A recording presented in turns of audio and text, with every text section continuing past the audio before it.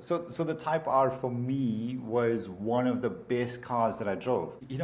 I mean, that car revved up to like almost 9,000 RPM. The sound, the handling of the car, the dynamic of the car, and with that, I also had the opportunity to drive a Honda S2000, which was one of Honda's greatest two-door sports cars, and that as well, phenomenal car. I mean, rear-wheel drive, a very controllable vehicle if you had to get the back end out. So it really spoke to me. Like I said, it doesn't.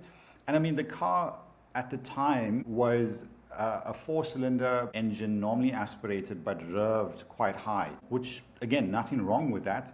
But it's just the dynamics of the car that really spoke to me. And I loved it, especially, I mean, here in South Africa, roads-wise, we also have straight roads, but when it comes into a bend, generally speaking, they're long, sweeping S-bends, just because of the contour of the landscape, really. So those UK B roads, as you guys refer to as, I mean, we do have that here, but not as windy as such as what I've seen videos of, But anyway, the point that I'm trying to get at is these on a UK B road are phenomenal. They're proper weapons. They can keep up with supercars, but at the same time, they still give you that same emotional attachment that you have with the supercar. It's that type of emotions that these smaller hatchbacks, these pocket rockets, if you want to call it, They're my favorite cars as it happens, right? So the Civic Type R's, the Golf. I think Golf is overall my favorite car.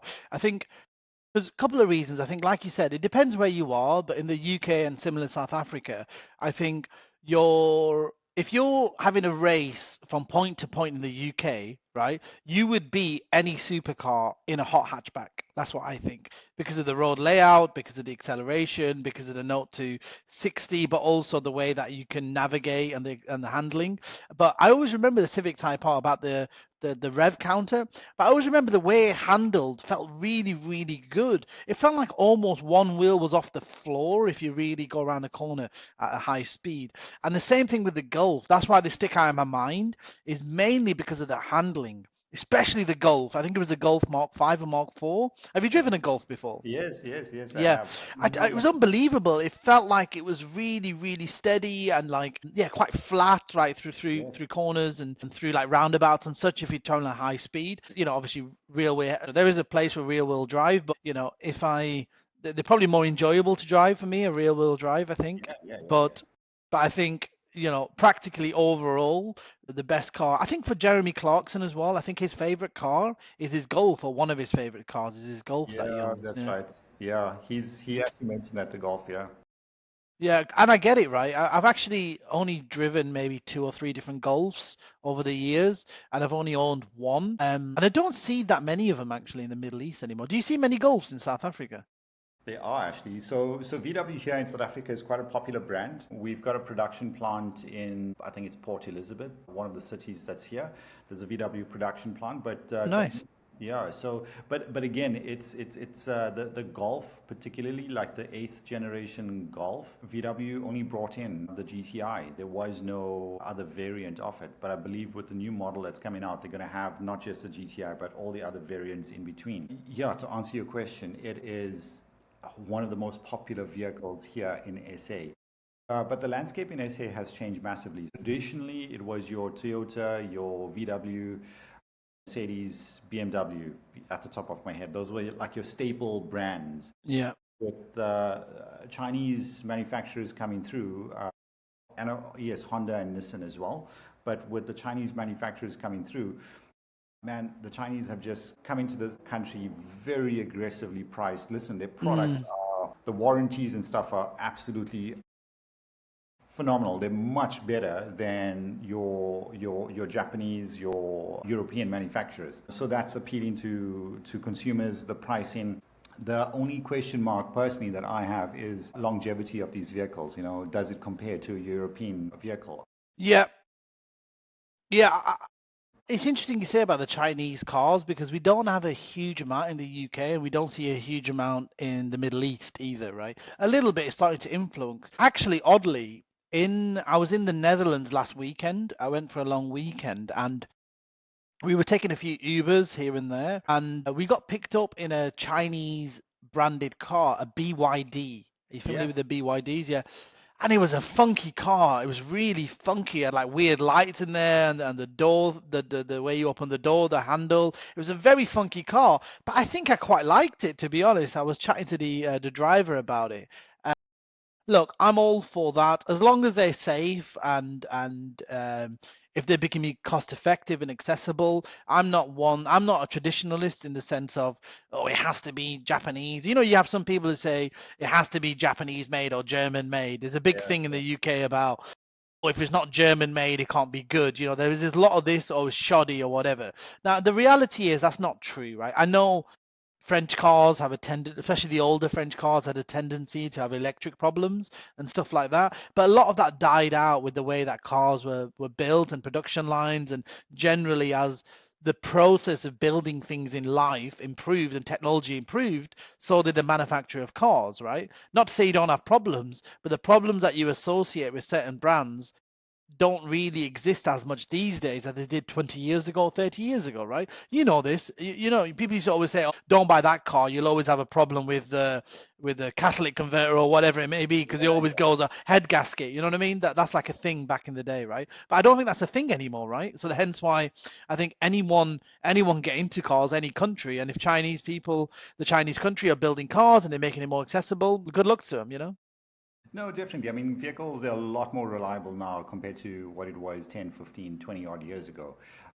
Just the Chinese have come in and Zorro, they've absolutely dominated. And I mean, just fun fact.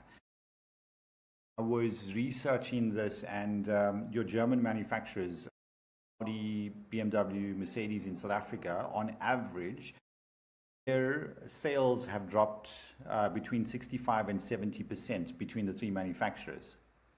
Right. Really? Okay, interesting. Yeah, they've dropped massively in SA.